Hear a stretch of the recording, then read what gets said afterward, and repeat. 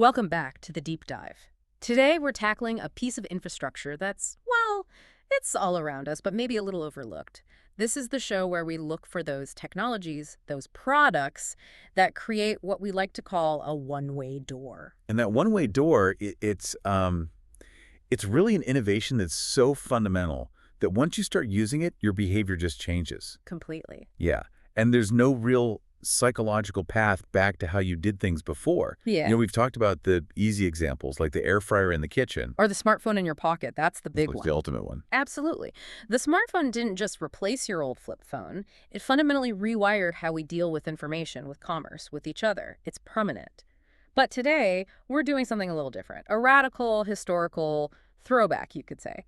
We're looking at a technology that is, in many ways, ancient. It came before the car, before our modern electrical grid, and yet it's arguably the original large-scale physical platform business. We are talking about trains. And I know when you hear that word, you might get a picture in your head of an old black and white photo, maybe something from a Western.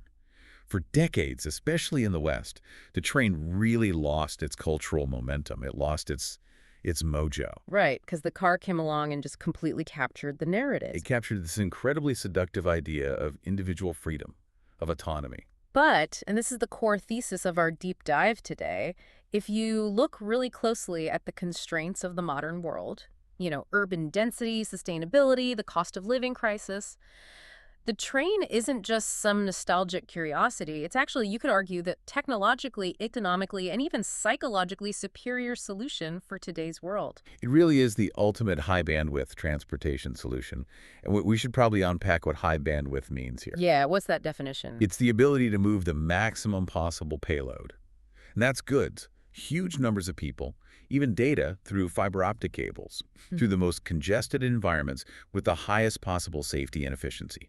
And we're going to break down exactly how this historical asset staged its big comeback.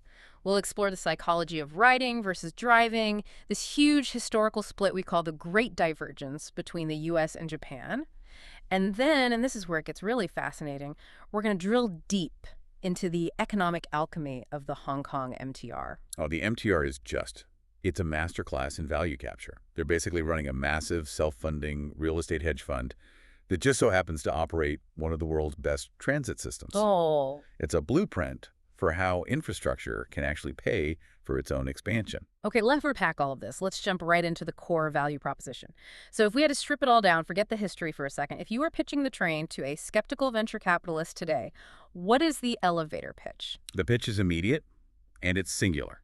Consistent latency. Consistently. You could even, maybe a bit hyperbolically, call it zero latency travel. Because the value isn't about top speed, not really. It's about predictability and the removal of network friction. That idea of consistent latency, that's the key, isn't it? It's what makes a good train system feel so much better, even if a car could theoretically go faster. Because when you look at how we use cars, especially in cities, the bottleneck is almost never the car's top speed. Precisely. You can own a Tesla that does 180, but if you hit the freeway at 8 a.m., your average speed just craters. It drops to, what, 12, 15 miles per hour? If you're lucky.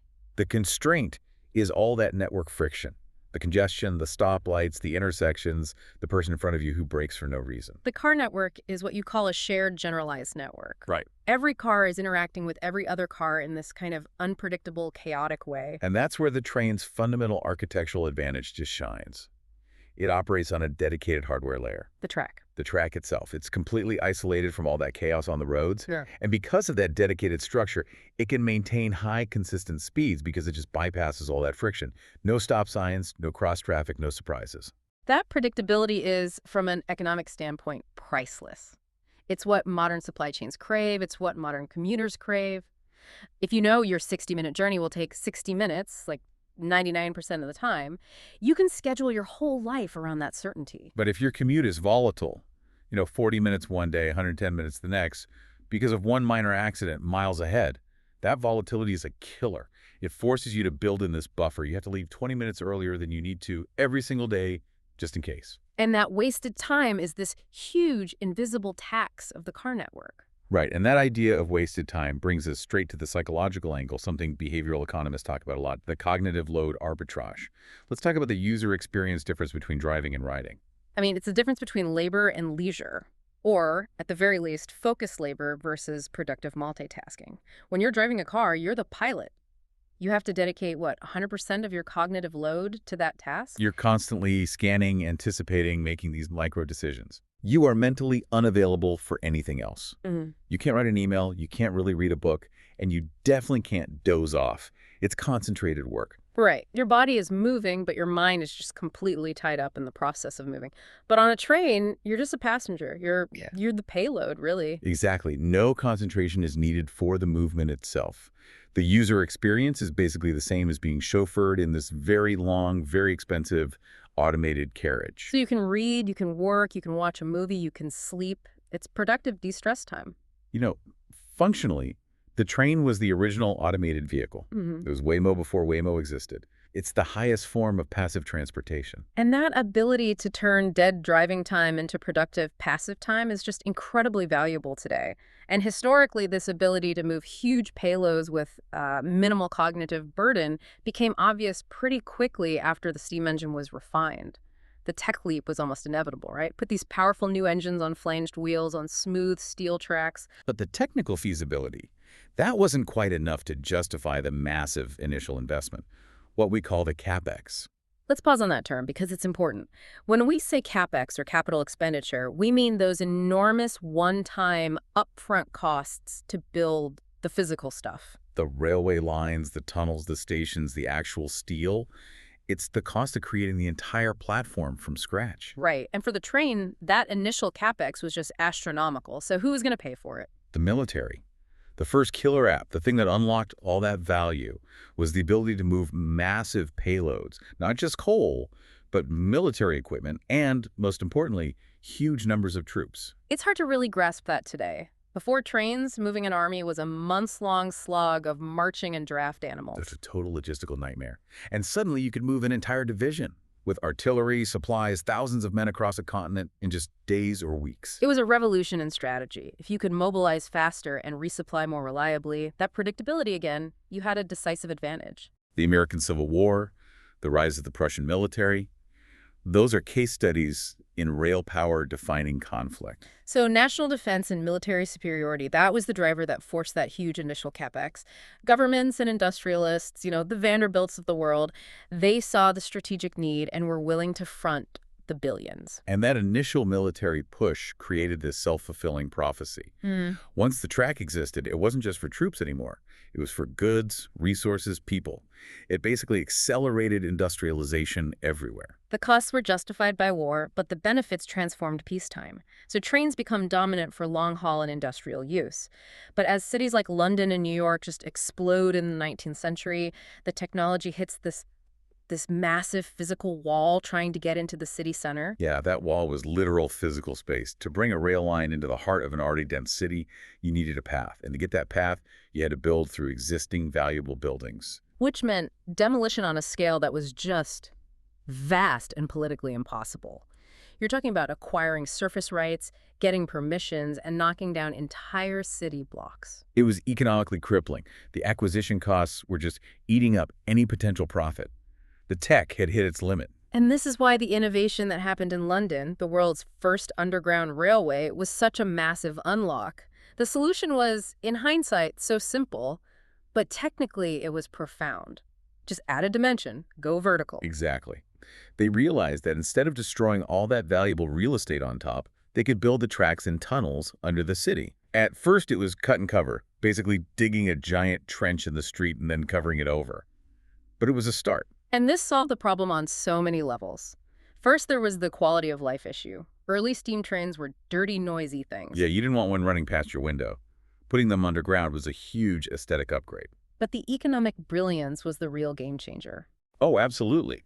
By building underground, they effectively deleted the need to buy all those expensive surface properties to demolish. You still needed space for stations, obviously. Of course. But the vast majority of the track itself, the right-of-way, the cost for that just plummeted. You're negotiating for subterranean rights, which are far, far cheaper. It fundamentally shifted the economics of urban transit. It was the moment that mass transit could finally penetrate deep into the city without destroying the very value it was trying to access. And once London proved it could be done, even with all the challenges of ventilating steam engines in tunnels. Which I can't even imagine. It was a nightmare. But once they figured it out and moved to electricity, that model was copied by every massive, dense city on the planet. Tokyo, Moscow. It allowed for what we now call efficient density. The transportation network wasn't just on the city. It was embedded into the hardware of the city itself. So by the late 19th century, rail is totally dominant. We're in the golden age. It seems like nothing can stop it. But then, the one invention that creates this great divergence shows up. The internal combustion engine. The car. The car. And this is where the timeline splits dramatically when you compare the U.S. to places like Japan. In the United States, the pivot away from passenger rail was swift and pretty brutal. Investment just stopped, especially after World War II. The car wasn't just a new technology. It was a powerful cultural story. It promised individual freedom, privacy, your own personal space. And that story fueled the whole suburban experiment, which really defined 20th century America. And government policy just poured gasoline on that fire. Massive public funding for the interstate highway system in the 50s. Right. At the same time, they were systematically ripping up highly functional streetcar and rail systems in cities across the country.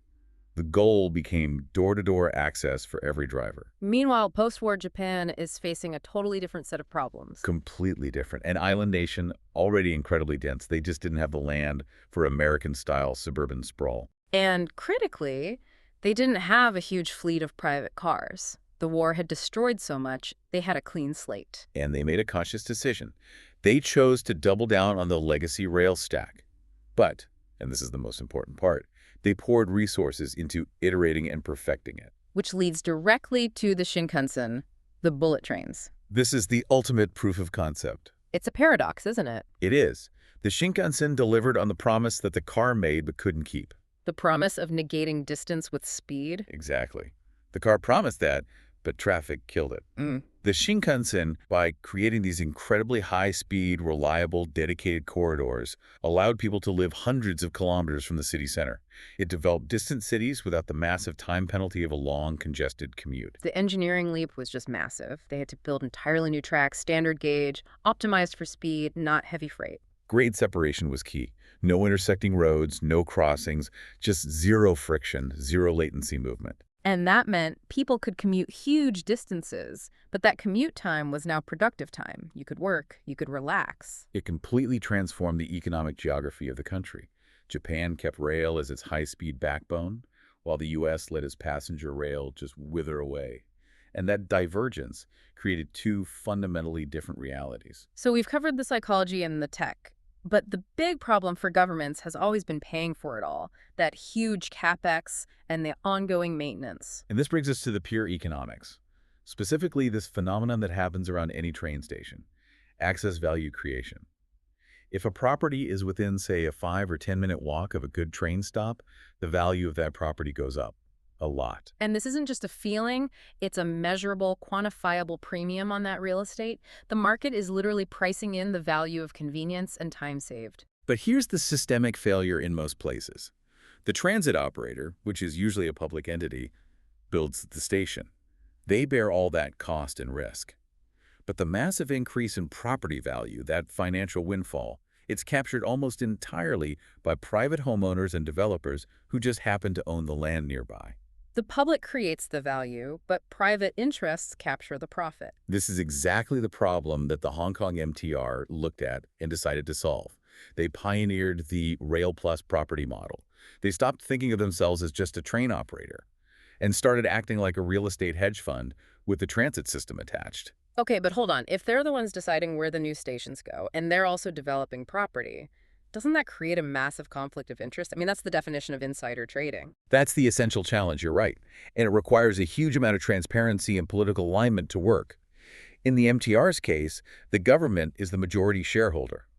So the arrangement is structured so the profit is recycled back into public infrastructure, not just paid out to private investors. The goal is explicitly to reduce the burden on the taxpayer. So the governance is key, but they still have this incredible competitive advantage. They know exactly where the next multi-billion-dollar value spike is going to happen. Precisely. They know where the next stations will be years in advance. So they proactively acquire the land before the station is built. And they don't just sit on it. No, They develop it.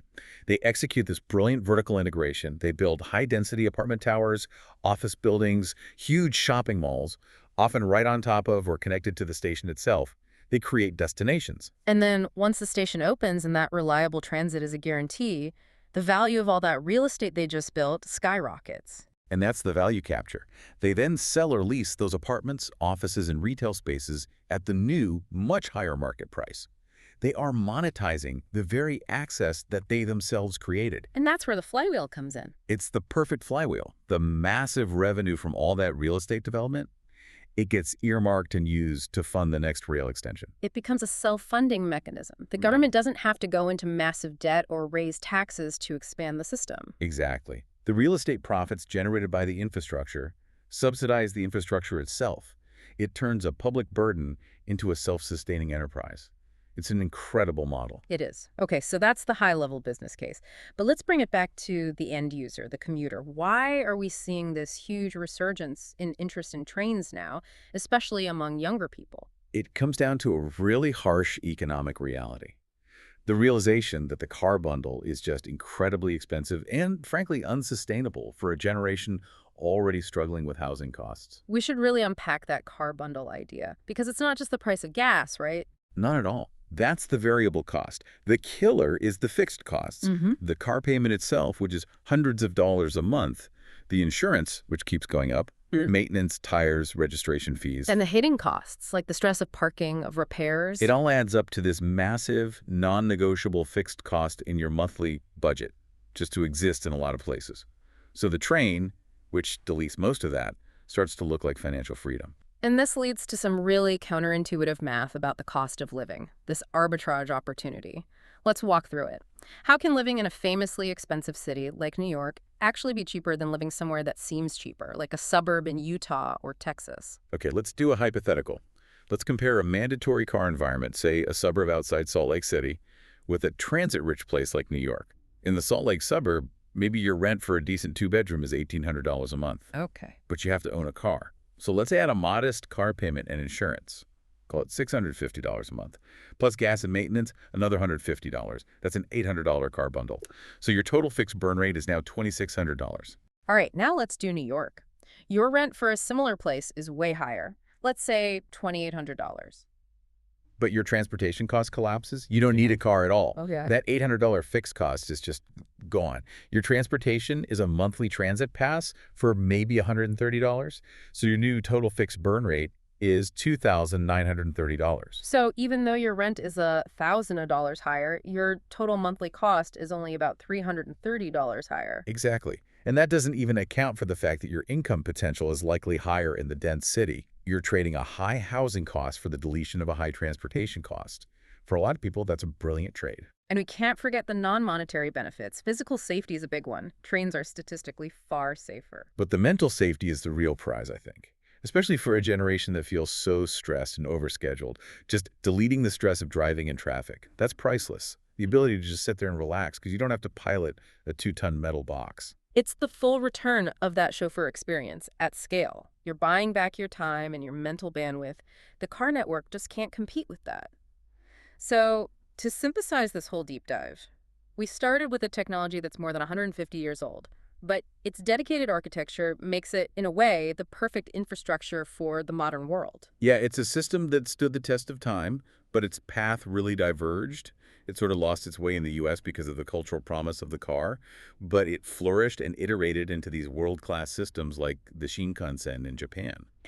And most surprisingly, it became this brilliant self-funding economic engine in Hong Kong with the MTR model, proving that infrastructure doesn't have to be a constant drain on taxpayers. And the resurgence we're seeing today, it's not just nostalgia. It's driven by hard economics. The car bundle just doesn't make sense anymore for a generation focused on lowering fixed costs and getting their mental space back. Which brings us back to our opening idea, the ultimate one-way door. Once you've really experienced a truly integrated, high-functioning rail system, where you walk 5 minutes, you hop on a train, you read a book, and you reliably arrive faster and less stressed than someone in a Ferrari stuck in traffic. You never go back. You just don't. That convenience, that predictability, it becomes a necessity. You suddenly realize the car was the bottleneck all along, not the solution. So we'd encourage you, the listener, to look at the infrastructure models where you live. How is value being created? And more importantly, who is capturing it? Is your transit authority just bearing the costs, or is it leveraging that access value like the MTR to create a self-sustaining system? Because understanding who captures the value that infrastructure creates, that's the key to understanding how our cities are funded, how they grow, and ultimately how they're going to thrive for the next 100 years. Thanks for joining us on the deep dive. We'll catch you on the next one.